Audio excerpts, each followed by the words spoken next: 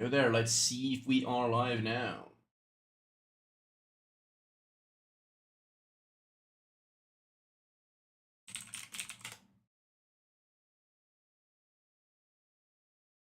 Yes, to actually show when things are happening.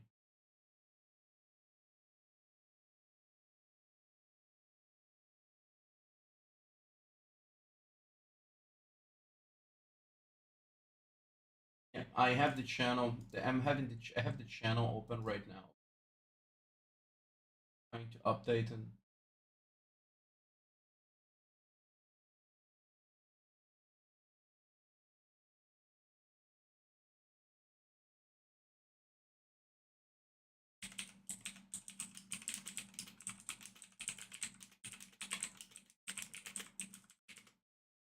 seems like it.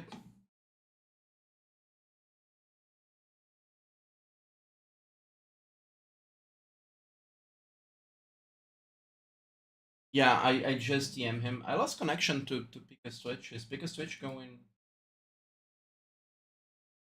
Okay. Just got an ad, which is good. I mean, you don't. No, yeah, exactly. You don't get ads for 30 minutes after getting an ad, so.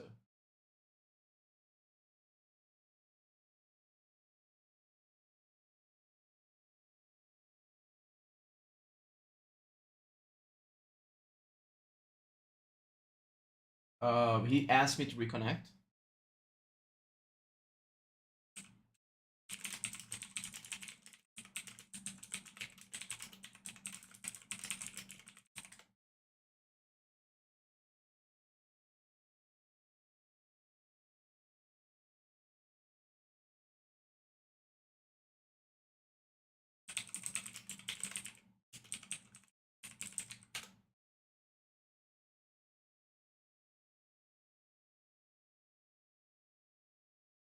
Bam, bam, bam, bam, bam.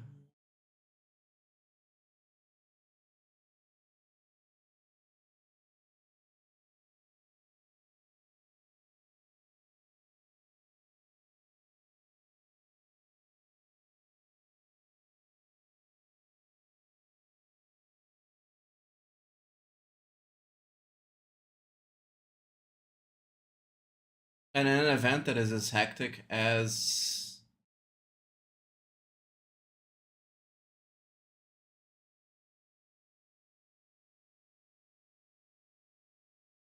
glitching a little bit in my side, but I think that's normal. Depending on the version you are, sometimes you can glitch. At least the glitch is minor. It's a little bit annoying to view, but it's not gameplay wise that relevant. There was some glitches like that were happening before that the entire building mini thing would became giant, and then you wouldn't be able to click or to do things properly. It was not very fun, to put it mildly.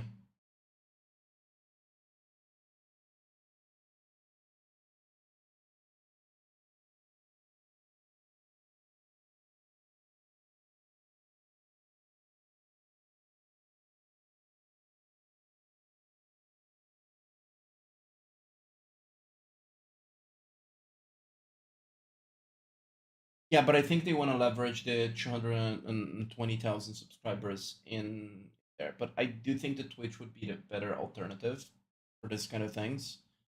Because if you look at how, due to the fact that we're a partner on Twitch as State of Survival, what they can, especially for finals, is contact Twitch to schedule being either front page or getting a boost specifically for some events if it is an official event like a final championship, something like that. That's what I would do.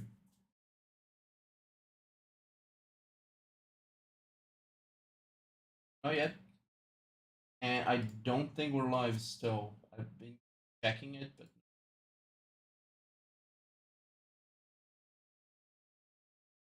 I mean, I should get a notification. Specifically after we got contacted to do these, I got all the all bell notification things, so to make sure that everything is working on for case of this. But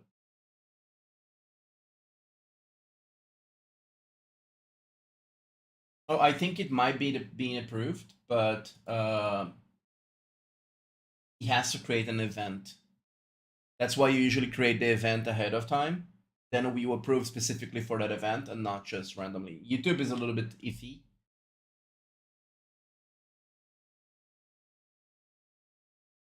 That yes.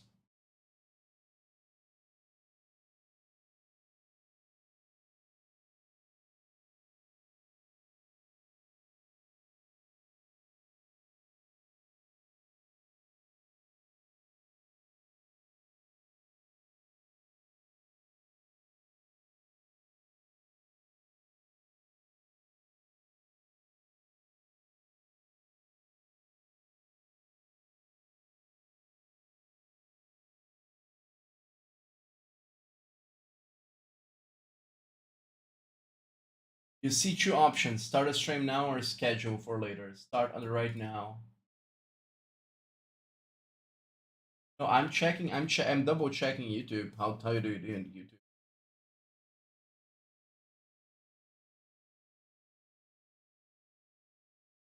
No.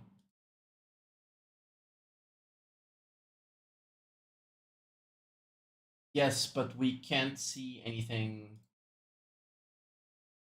Yeah, it starts in my end, but the stream is not public. As I said, it is not approved. Uh,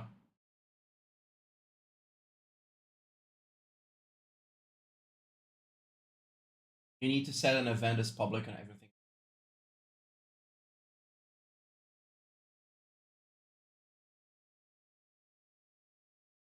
I said, Burr.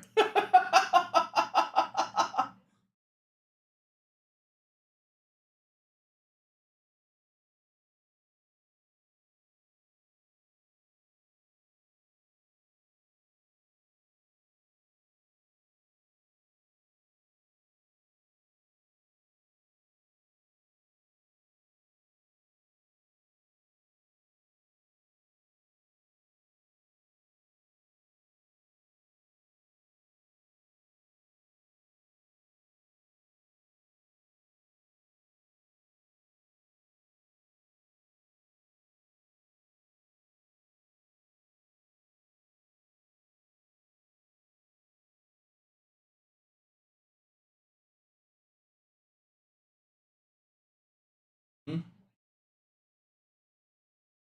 Okay, I'm. Let's hope that everything is in public and everything. Oh, now? Right, I already did.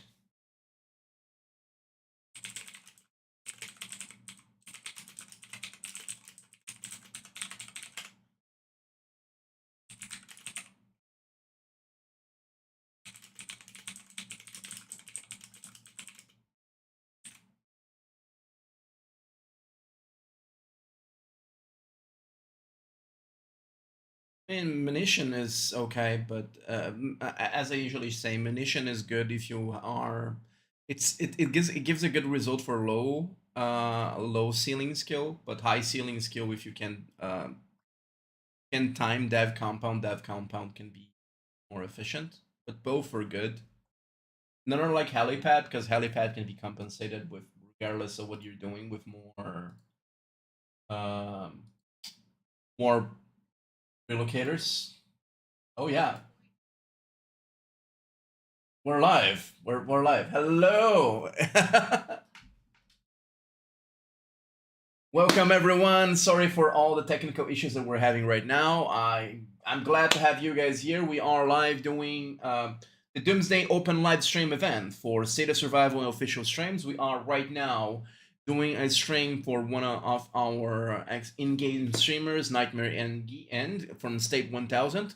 We are streaming their match for the Reservoir League, and we're glad to have here. I am Lezardfleck. This is DoctorChaoR. Will be the host of your event today, and we're glad having you all here. We're a little bit late in terms of how the match was going so far. To keep you updated on how the match was, in the beginning, the blue team, which is Nightmare, were a little bit behind, but they did a swift recovery right now, and they are ahead and with some good advantages. We are about to enter uh, the combat for the first set of tanks. But besides that, I think we can start discussing everything else. Do you want to add anything or comment anything in the match so far, Doc?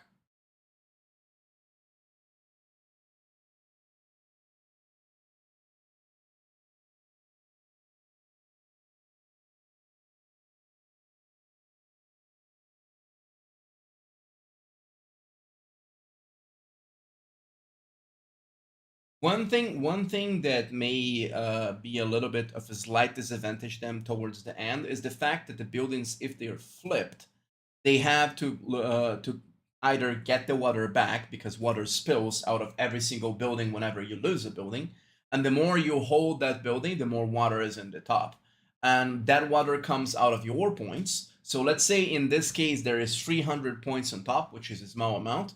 Whenever you flip that building, you actually get 600 points of difference from one team because 300 points can be subtracted from your score and 300 points can be added to the other score.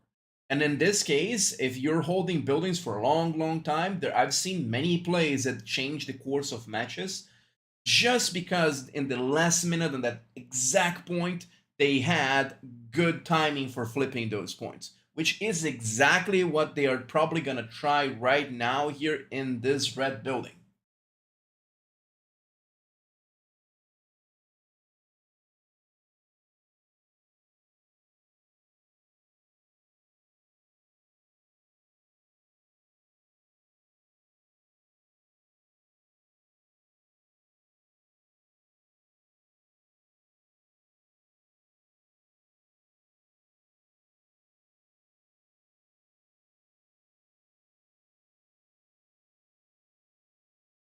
Yes.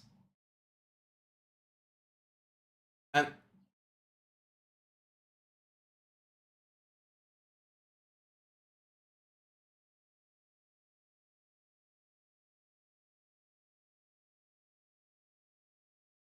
yes. And and then yes, and in another one of those matches, I remember it was decided in the last few seconds due to people being fighting for puddles as well. Some alliances don't like the fact of the RNG and unpredictability because the puddles do not spawn at specific points. They are completely random as far as we know. So you have to be prepared in all differences, and this adds either a more RNG factor, which again, more organized alliances are not that big of a fan. That being said, I believe that the dynamic of having the puddles is something that makes the matches more interesting. Maybe if they were a little bit more pattern related, it could be better. But still, I do think that it was a great change, and it makes the matches more fun to watch as well. Because it doesn't matter in some cases if the matches have a slight difference, who is necessarily ahead, because that can be covered up with that. Also, another good change that I think that can make interesting choices and think of how people are going to do is how the key works now. Because right now with the behemoth, the way that things work is that you can use two behemoths in matches. While we're not going to see behemoths in this state because this is a younger state, what we will see is we will see a bunch of people using the first march and in some cases the second march to try to burn people that are when they're double rallying or joining rallies to get them off buildings. And what?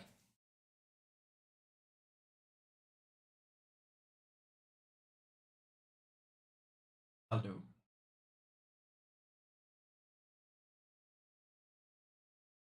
Yes, let me try checking the sound right now.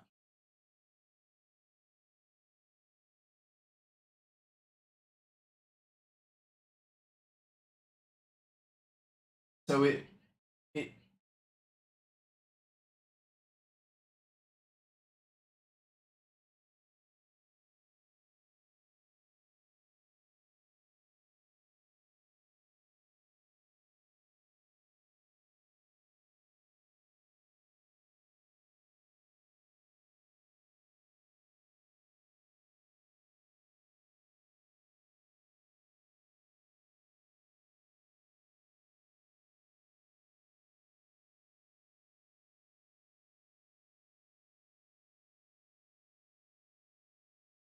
okay. I double checked. It seems like the sound is going properly in my end as well. Oh, they're saying that they can't hear you specifically. check that.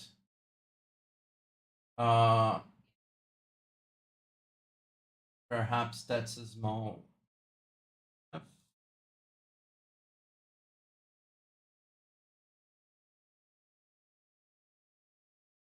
Right, try speaking now, Doc. I could hear you properly and clear here at my end. Okay. Oh, you cannot hear my mic. Probably is you're not sharing the sound. Yes, I already did. I already fixed that. There you It go. should be working right now. Anyway, that being said, sorry for the delay, and we were speaking with Doc right now, and Doc was explaining a little bit about the alliances and everything that was happening. I'll let her take over and explain again.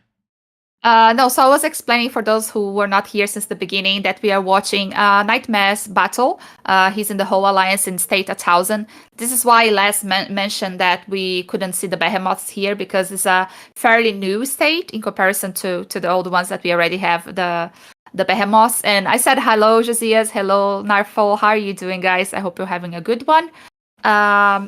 Also, I was commenting with Les on how important and how fun, in my opinion, the puddles and the all this new stuff that we have in the reservoir raid make the battles more balanced, if you know what I mean. Because last time we were watching one of the streamers, and he was losing for like I think 50k points, and they managed to flip a lot of buildings last few minutes, and in the end, the match was literally the same, right? They lost because of like 1k or 2k, which was very very very close.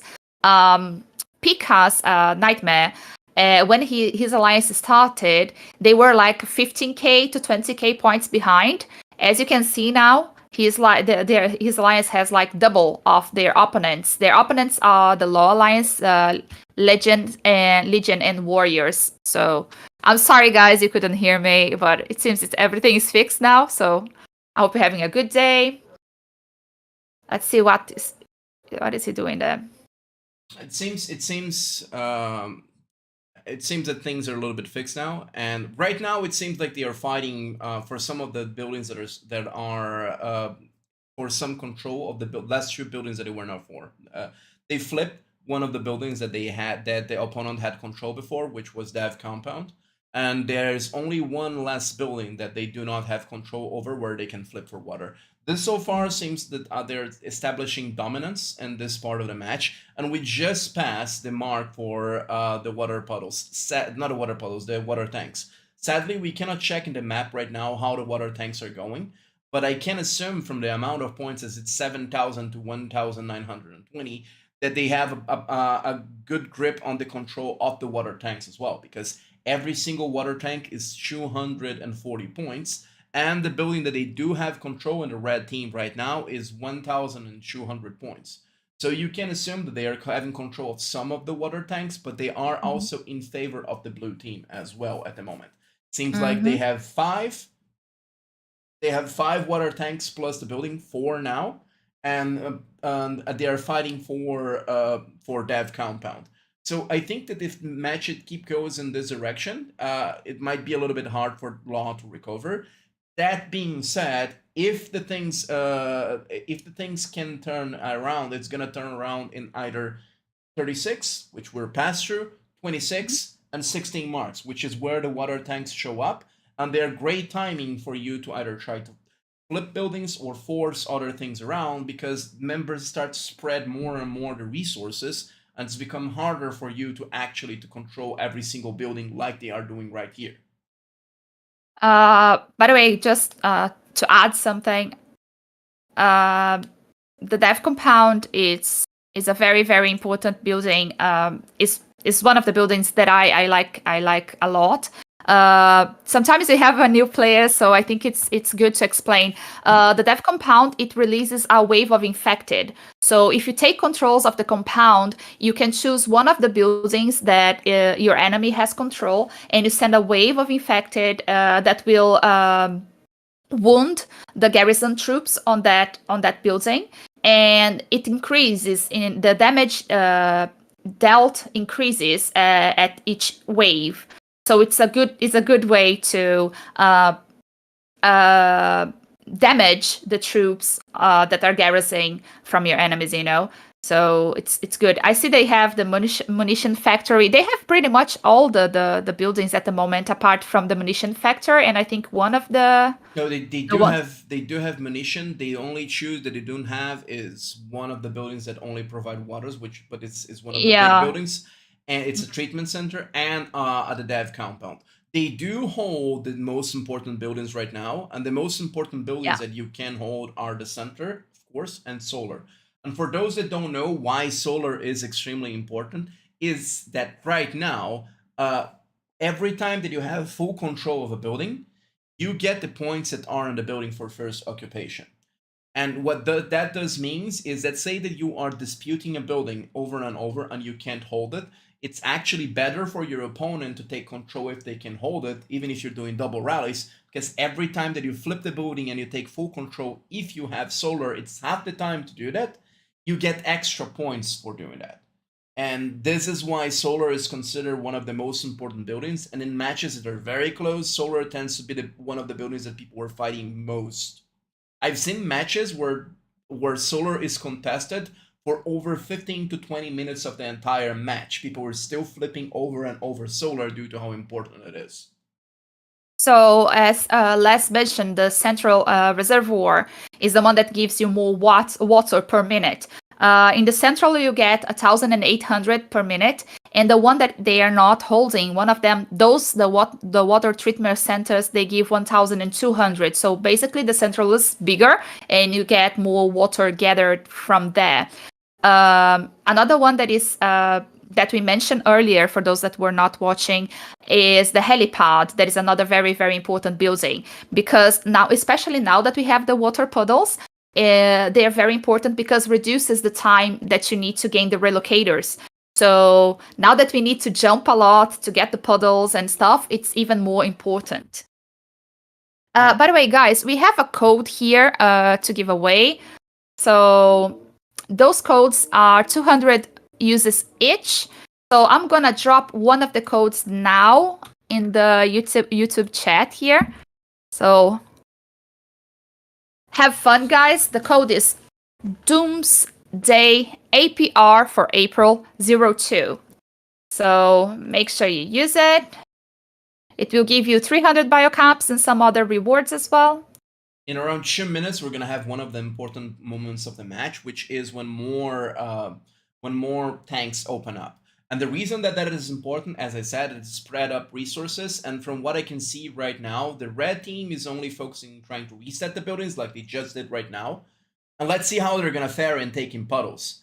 Because the blue team seems to be responding, but a lot of people from the red team just relocated to get the water puddles. Mm-hmm. And you're going to see the difference in score is going to massively reduce right now by probably around probably around 10,000 if they keep gathering everything. And if they go for every single building resetting like this, even if they don't hold the building, they can reduce the significantly the score. And as the 26 mark is coming through right now, more water tanks are going to come, and they're going to be able to fight in more fronts. Because it seems that from what I've checked from the battle reports as well, that Ho right now has higher stats. So they have a good position to stay still in a lot of the buildings where they are holding.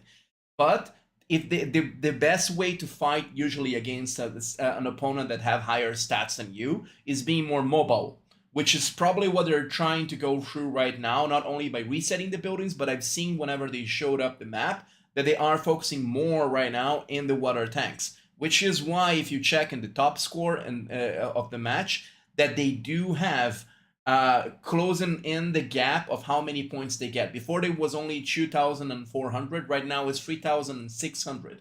And that's not because necessarily of the buildings, because they're only having points still from the same 2 buildings, but they are getting a lot from water tanks themselves.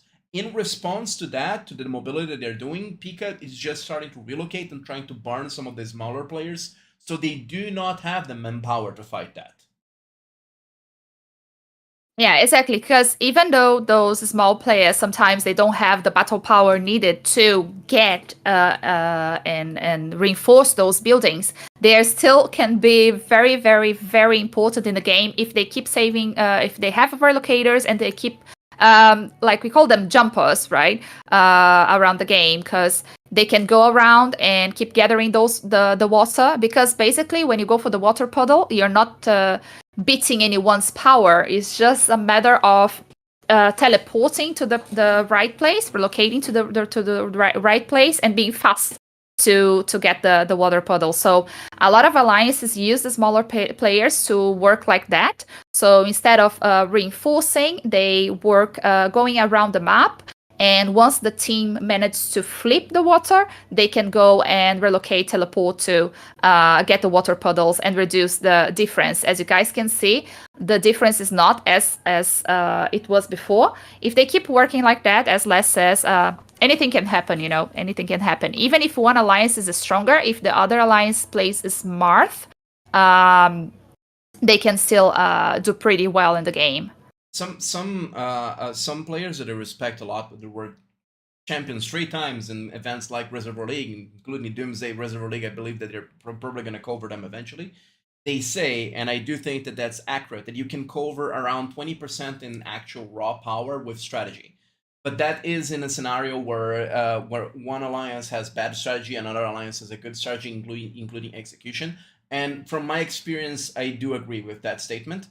That being said, most of the good alliances not only have planning, but they also have good communication, which is extremely important for people to knowing what they're doing and to be ready for things. So as you said, from people that are getting water puddles, one thing that's common for alliances to do is that they go and they say, hey, we're double rallying or we're doing this, and then they just share the coordinates, and people go and people are ready to jump around the second that the rally hits to get the water puddles, to be able to be prepared, as you said, to flip those scores. And this is extremely important to communicate both attacking and defending, to make sure that either the gap is not reduced or the gap is increased, or that the gap is reduced depending on which side you are. That being said, again, as I keep saying, the key to any kind of these events like state versus state, reservoir raid, is having a good communication with your alliance, because those seconds are very important, so communication is the key to know exactly where you have to go to and talk to your alliance and know what they're planning on doing. So all the team working together can really be a game changer, again, talking about the playing, I was saying, if you play smart, you can beat the power of the other alliance. It works if you're going against a super strong alliance that doesn't have a good strategy. But if you are way weaker going against a very, very strong alliance and both have good strategy, it gets even a little bit more difficult. But sometimes we see alliances, they have a lot of battle power, but they don't communicate well and they don't have good strategy. So yeah, sometimes we see, oh no, this alliance is not going to win because the power is very, very, very different, And I have cases where my alliance, we were against players that were like very, very strong and way stronger than us, and we still managed to win because they didn't have good strategy. So communication is the key here. And also in state versus state. They center just flipped. Yeah, exactly. I was going to say that. Yeah, we're gonna see how they're gonna manage to hold and how many water puddles they're gonna get. Because right now in the board, we have over 60,000 water that can be flipped around, and will depend how the alliances are going to gather those puddles. So I've seen them flipping around multiple buildings, like this building has 14,000, the other building has 17,000. So if they do flip every single building and it's close to the time where they should start doing it, they can actually do some serious damage to the score. I don't know if they're going to be able to flip it, but if they keep playing smart, this is going to be a match that's a lot closer than it look. Right now, Ho is having a very strong position, and they have been dominating a lot of the match. That being said, the last minutes of this match usually are not only unpredictable, but they're most decisive of the events because a lot of things happen at the same time. And all that the red team needs to make this a very close match is to flip all the buildings that have a lot of water and avoid them having control. Because avoiding having control makes sure that Ho does not get points, while they're recovering slowly that position. So they don't have to hold the buildings. They can just keep resetting it and double rallying. But as they were being burned a lot by Pika and many other players, because Pika is probably responsible right now to actually take care of the smaller players, they might struggle due to having a lot of less troops right now. Yeah, one thing that the alliances, some people in the alliances also do sometimes is taking a time away from the game, because then they can come back later with full troops. I don't think that's something that the other alliance is gonna do, but we have done this sometimes. That was something that I didn't know until Les mentioned to me. Go ahead. The way that this works is that both Reservoir Raid and Reservoir League give you the option of leaving to having a reservist enter in your place, but you can re-enter the match with all your score and everything reset after 10 minutes.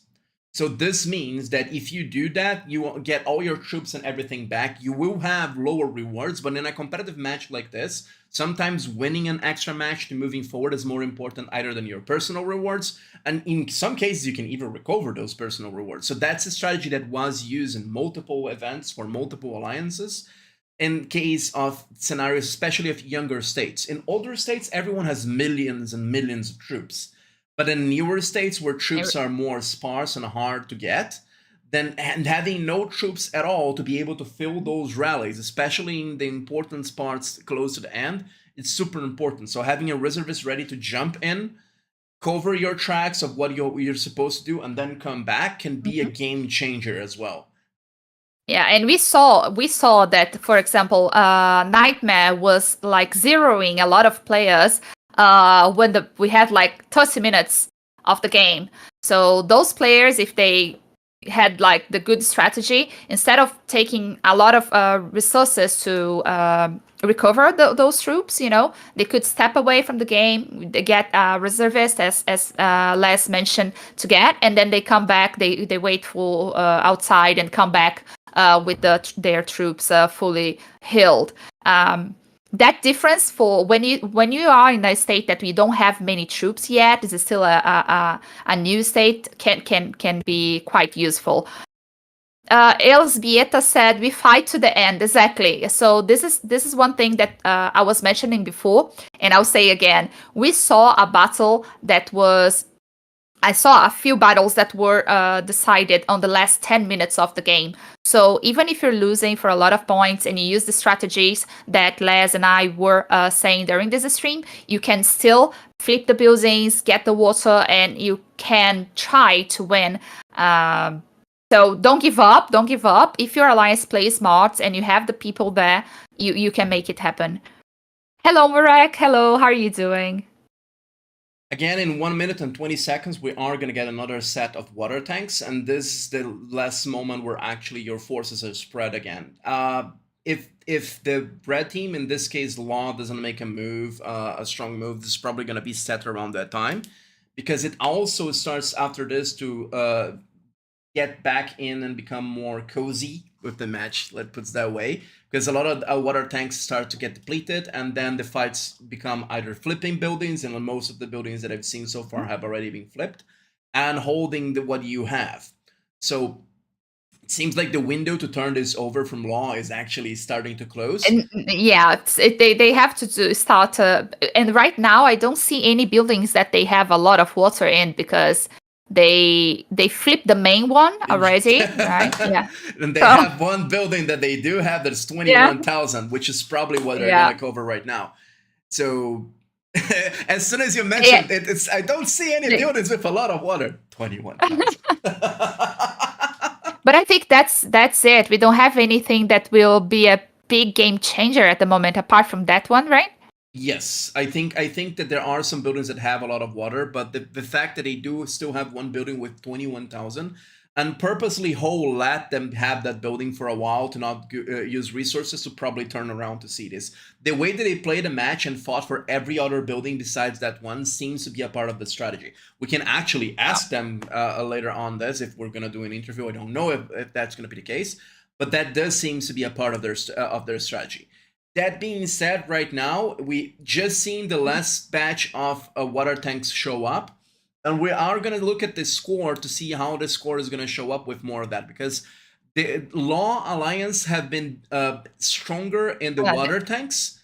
So we're gonna see if they can capitalize more on that. As you can see, most of the water tanks right now are red. So we'll see how they're gonna be fought for and what they can do to try to lower a little bit this difference. But it seems like Ho right now is catching up and trying to pick as many water tanks as they can to keep As their they can, advantage. yeah. I see that what Pika is doing. He's going to start attacking again, the guys, and going for the tanks. Hello, True North. True North, this is an event called the Doomsday Reservoir League, where top alliances of every single different server are put together to fight against each other for the dominance of and the glory and the rewards and everything of being the top alliance in a big region. So this is one of the big events in the game called State of Survival. It's extremely popular. A lot of the alliances plan for this, and in some cases, some alliances even merge with other alliances temporarily in states, and it changes how people play. It changes how people interact. It's extremely hectic. It's a 1 hour fight each fight, and each fight is done to the end, in some cases to the last minute from some of the alliances. And it's actually super interesting, not only to play but to watch. And thank you for the good luck. But right now we're casting another streamer called Nightmare. Yeah, Sorry, go ahead. No, I was going to ask, which state are you on, True North? And have you played the Reservoir raid any day? Because if not, it's an event that is going to be available for the top 20 alliances in your state.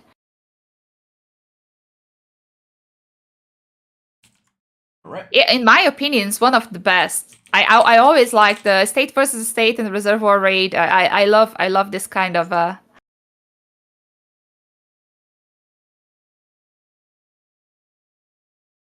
All right, so as we go to the last 10 minutes right now, we're probably gonna see the final resets of the buildings, and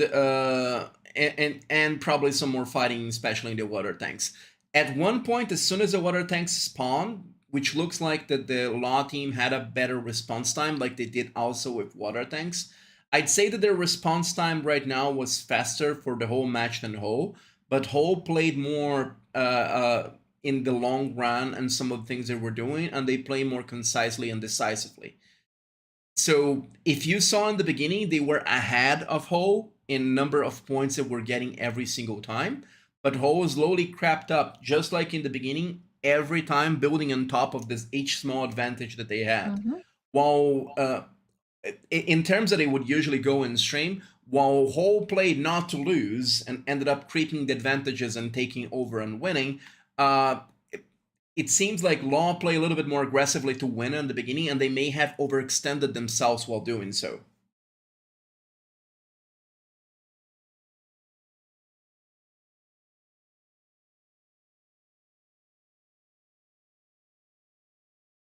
Oh.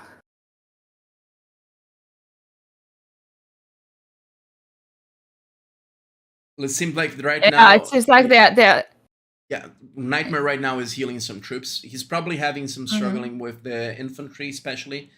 As you go burning people infantry, you're gonna lose more than other types of troops, especially before Monkey. So what he did there I don't know if you guys saw it. What he did is he went to his talent. He changed his talents from War to Echo, so he could heal his troops faster, and then he will go back to War again.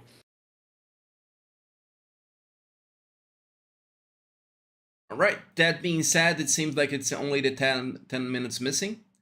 You cannot attack your allies. It's great. Wish I could sometimes in SOS. We all have that friend that we wish we could attack. So, but it seems right now that as they are fighting for control for the last few buildings, they are going to leave for the last 5 minutes of building, as I mentioned. I don't think that due to the point that they have gone as high as almost 9,000 points at one point per minute. to leave that building ahead and not fighting for it is not on purpose. Right now, they Yeah, I are think. fighting tooth and nail for every single water tank. Hmm. And as I mentioned earlier, I don't see any buildings. We saw that one with 21. They didn't flip that yet, right? Is the No, treatment no. center? Yeah, it's a treatment center. I see that. Yeah. So So they probably leave it for the last few minutes just to get all of them. I do think so, and I think we can do another code now, as it's Yeah, very yeah, close yeah. to the match.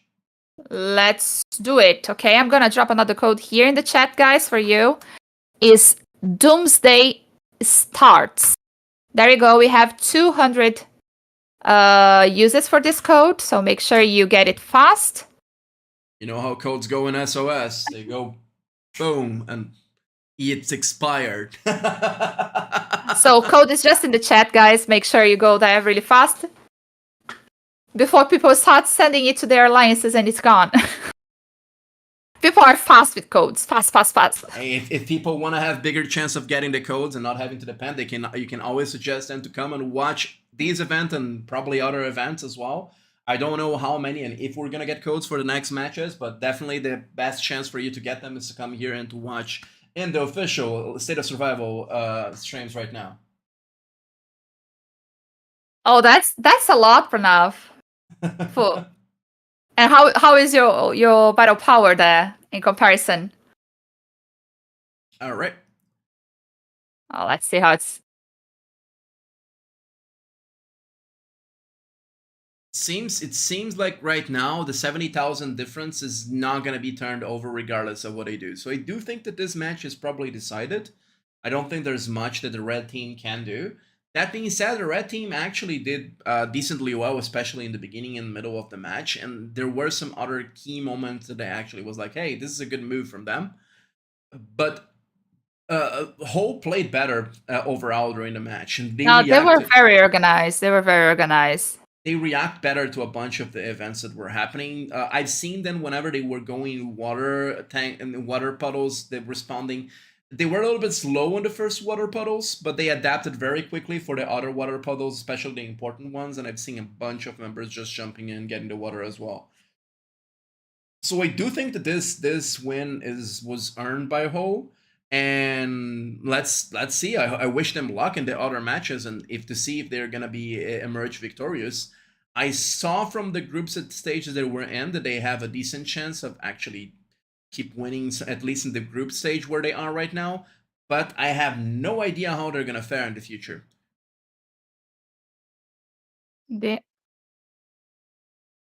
Oh, did they flip the one on the left there? That water treatment center? Yes. They did.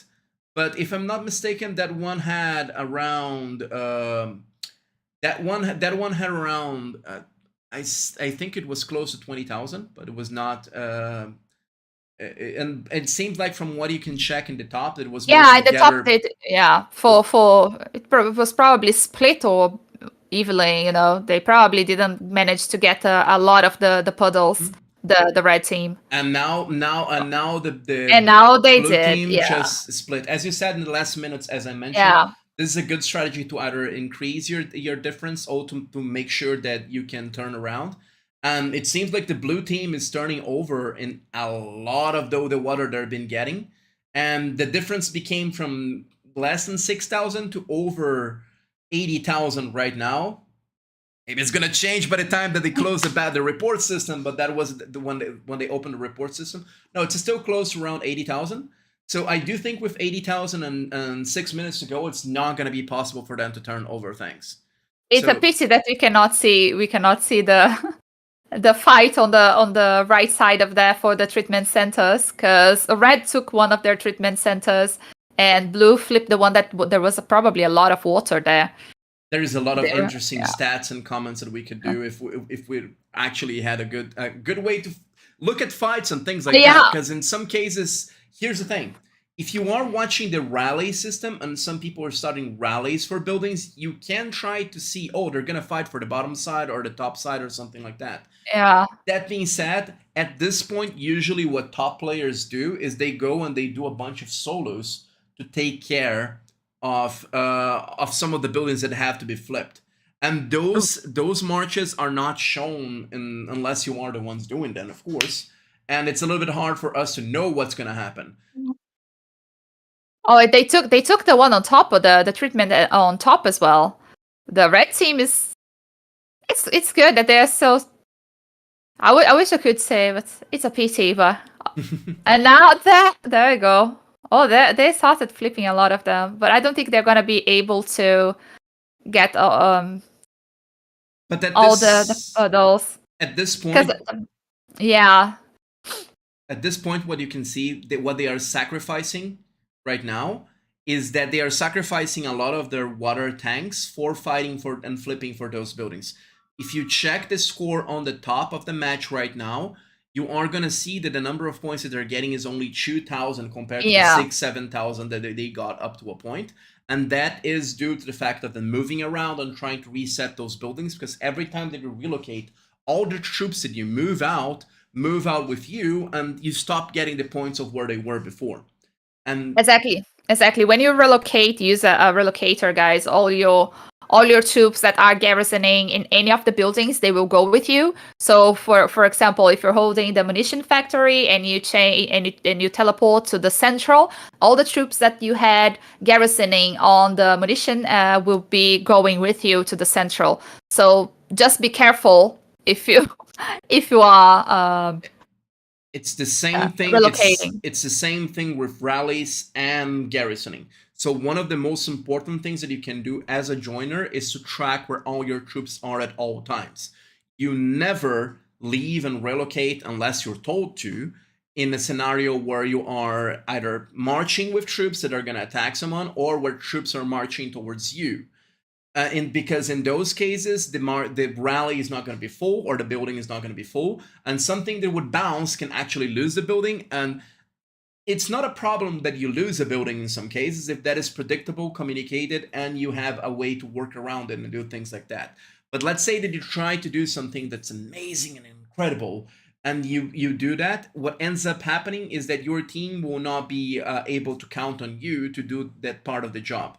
So make sure that whenever you are relocating, always know where your troops are. Player awareness is one of the most important skills, up there with communication, of any quality team in competitive matches, be it in RR, be it in SVS, be it in Reservoir League. So in these case, what you need to keep in mind when you are relocating is always where your troops are.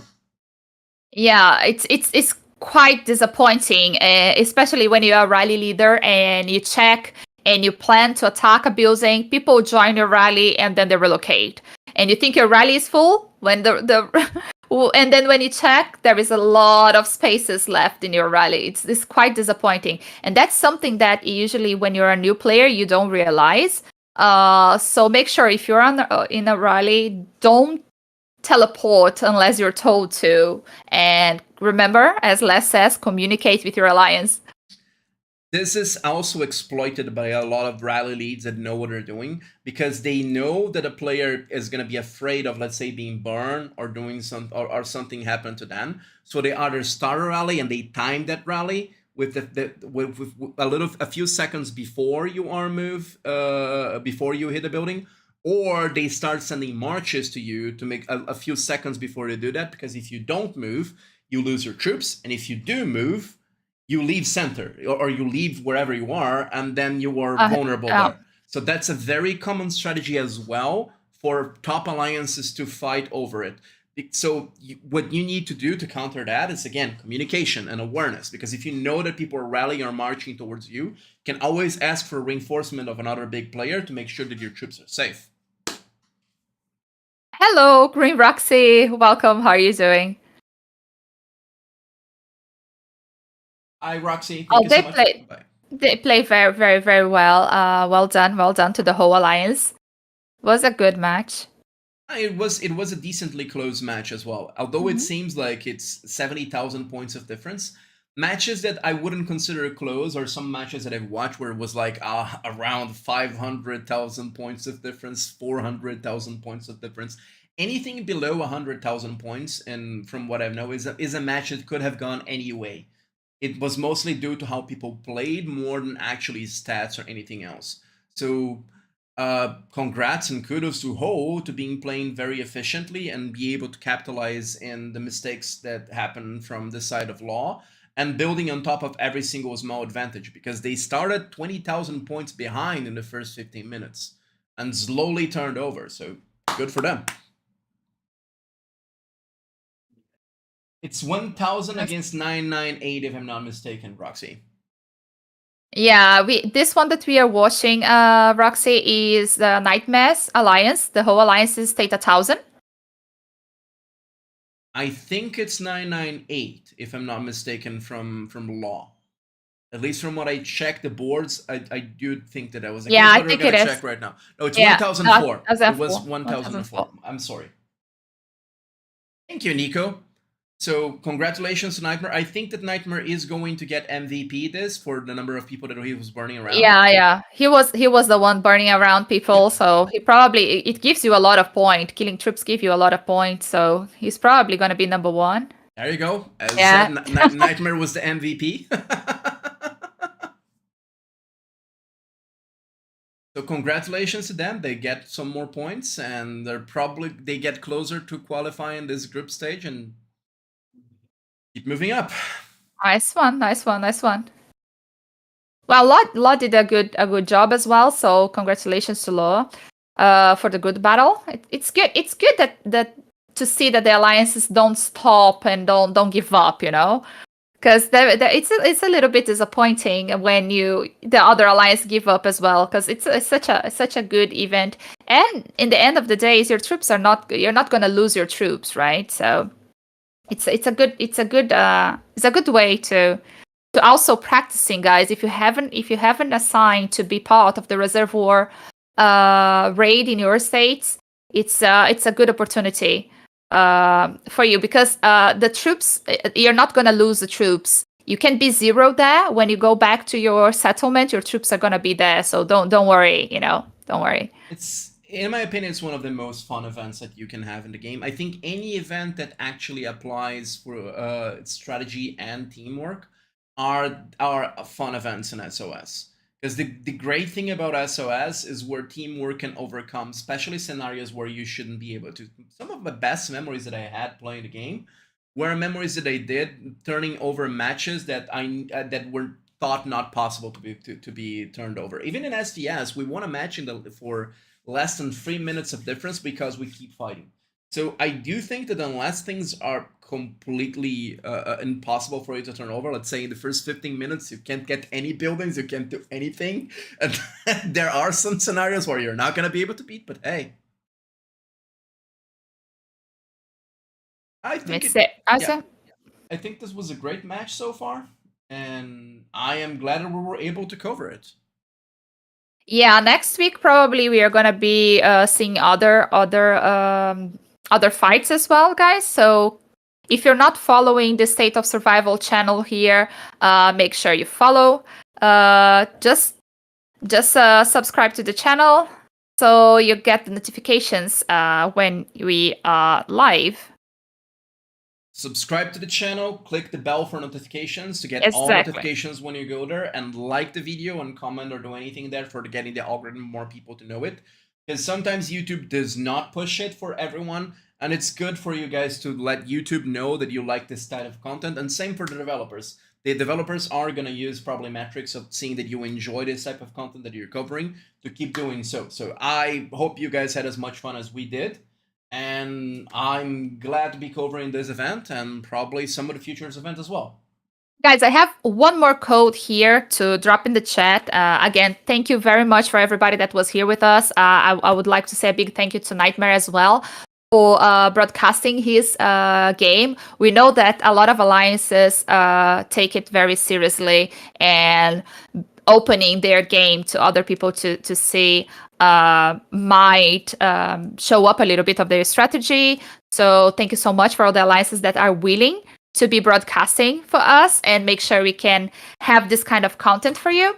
So I'm gonna drop one more code here as a thank you, guys, for being here watching us. Don't forget, subscribe, as Les says, use the bell so you get notifications. Make sure you comment, make sure you like the video after, and tell people in your alliance if you guys like it. Share the video as well after.